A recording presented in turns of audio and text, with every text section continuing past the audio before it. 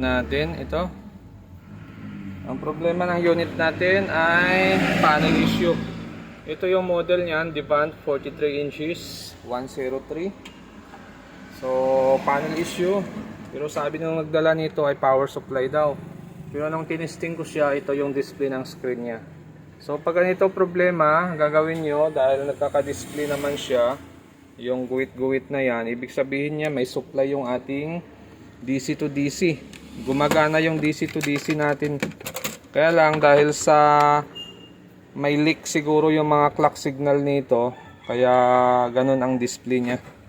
So check natin yung DC to DC natin, tingnan natin kung mayroon. So mayroon siyang 16, no? So ibig sabihin niya kung may 16 siya, gumagana yung DC to DC. So gagawin nyo lang pag mga ganitong issue, kapain nyo lang yung salamin. Yan, kakapain nyo yung pinakasalamin dito sa harap, sa pinakababa or sa pinakataas. Yan, kagaya nito. Yan, kapain nyo lang ito, pakiramdaman nyo yung salamin kung umiinit siya. Yan. So kung umiinit, maaari dyan ang problema. Pero kung hindi naman siya umiinit, ay pwedeng wala dyan yung problema. Yan, kagaya nito. So ito, parang hindi naman siya umiinit. Kanina ito napapansin ko rito. Yan, medyo mainit ito. Maligamgam yung side na ito.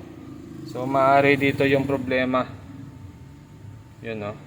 Maligamgam dito. Pero pagdating dito, wala.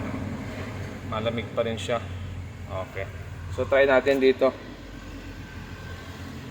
Dito tayo mag-execute ng tape method or cutting method. Okay, so ito na, ginawa natin, nahang natin yung side na pinagdududahan natin na doon yung mainit na side. Tapos ito nakakabit. So tingnan natin yung display nito. Yun. So mayroon, no? May display yung isang side natin na sabi natin maaaring yun yung good. So mayroon siya. So positive na ang problema ng unit natin ay itong side na ito. So bubuksan natin ito, titingnan natin yung pinaka-top board nito kung anong pwede natin gawin, remove resistor ba or tape method. So mayroon nga siya dito resistor, yun, oh. So may nakasulat yan, STB, tapos clock 1 hanggang clock 6, tapos BDD1, BDD2, BSS. So ito yung swapping voltage natin, LC1, LC2, add even signal. Okay, so try natin remove tong anim dito. Tapos tingnan natin kung okay lang yung swapping or tatanggalin din natin to. So dito tayo, hindi tayo magte-tape method, magre-remove tayo dito. Yan. So bali yan yung tinanggal natin. Yung clock 1 to clock 6, tapos yung swapping voltage natin, saka yung BSS, tinanggal din natin. Pero itong STB, tinry ko siyang tanggalin. So pumangit yung display, nagkaroon ng guhit yung baba. Kaya ginawa ko, binalik ko na lang ulit siya. Okay, so ito lang, testing natin. Titingnan natin kung nag-okay na itong ginawa natin. Power on lang, yun, nag-on na siya. So lumabas na si Devant. So tingnan natin kung okay pa yung salamin nito or may problema din yung salamin nito. So okay pa, no? Wala pa naman siyang tama dito sa side na ito. Okay pa siya. Yun, no? Okay. So kung bago lang kayo sa aking YouTube channel, huwag kalimutan mag-subscribe sa susunod ulit natin na video. So ganun lang, pag nag-trace kayo ng problema ng mga ganitong issue, basta hindi nagpo-protect yung DC to DC nyo, ay try nyo munang kapain yung gilid ng salamin. So mapapansin nyo yan kung yung side na yon medyo may problema, ay mararamdaman nyo yung aligamgam or umiinit yung side na yan.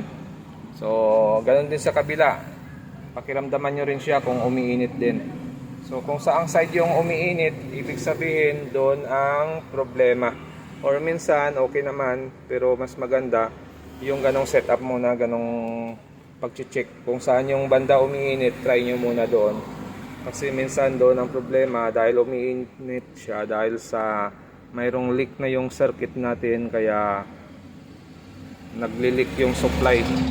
At yun yung nagko-cause ng nagbablanko yung screen, nagpo-protect yung DC to DC natin.